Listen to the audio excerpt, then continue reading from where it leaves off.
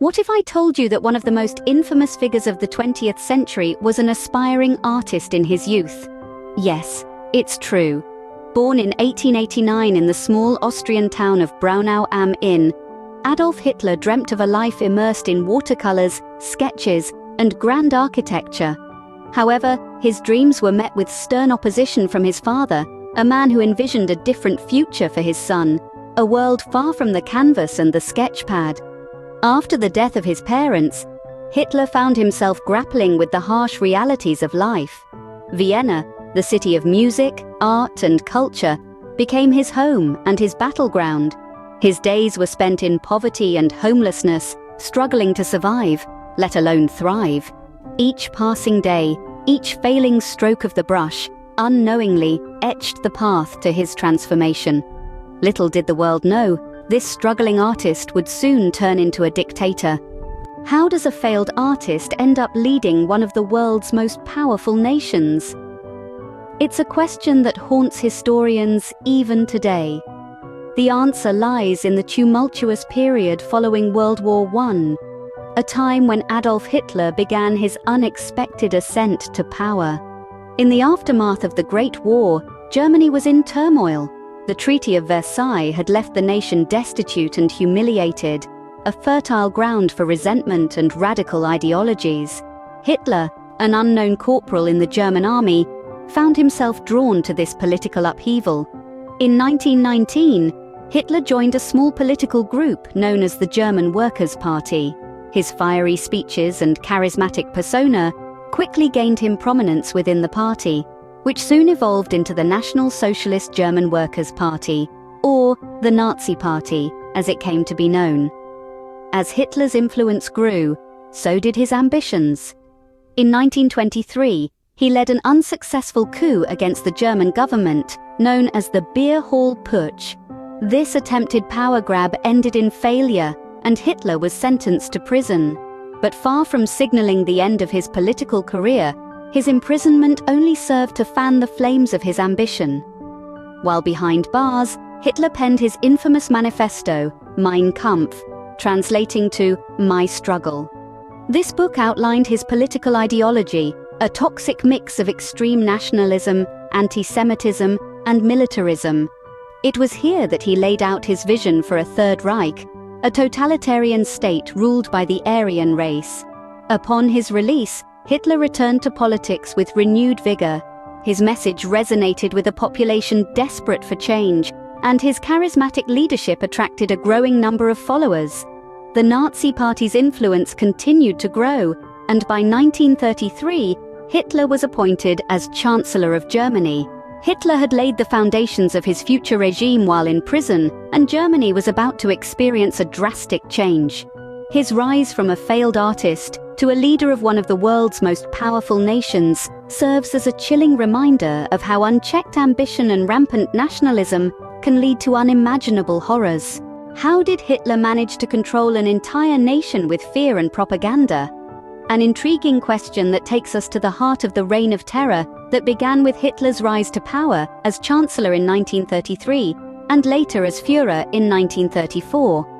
Hitler's rise to power was not solely based on charisma or his captivating speeches, but a calculated and shrewd use of fear and propaganda.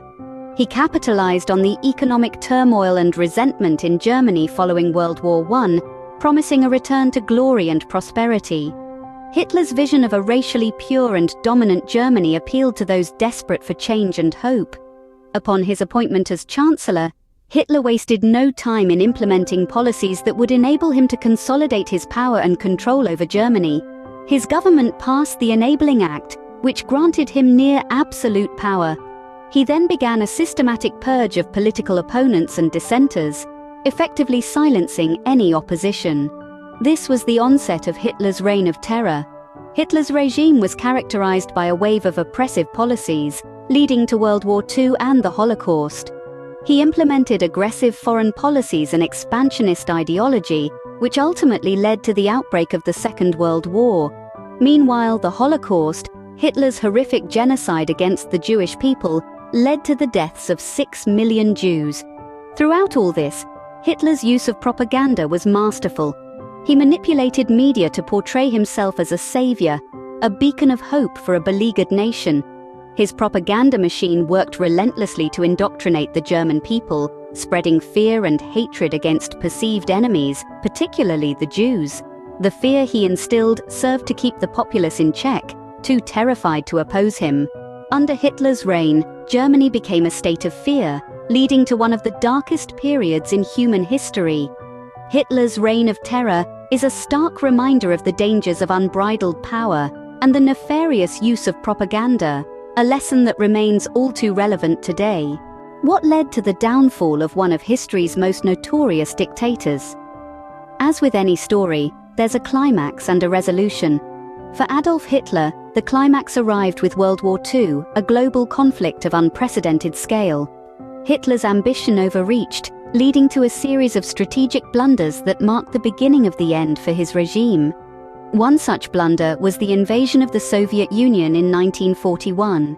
Hitler significantly underestimated the Soviet Union's military strength and their tenacity to defend their motherland. The German army, once seemingly invincible, now faced a brutal winter and a relentless counter-offensive. The ill-prepared invasion ended in failure, marking a crucial turning point in the war. Meanwhile, the Allies, United States, United Kingdom, and Soviet Union, among others, were closing in. The tide of war was turning. Hitler's dream of a 1,000-year Reich was crumbling under the weight of the Allied forces. In Hitler's final days, he found himself confined to a bunker in Berlin. The city was under siege, and the once mighty dictator was reduced to issuing orders to armies that no longer existed.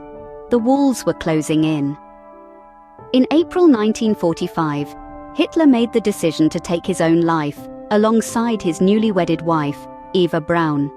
His body was later discovered by his aides, marking the end of one of the most destructive reigns in history. Hitler's reign ended as tragically as it had affected millions of lives, marking an end to a dark chapter in human history. The end of Hitler's life was a culmination of his destructive decisions and actions, echoing the pain and suffering he'd inflicted upon the world.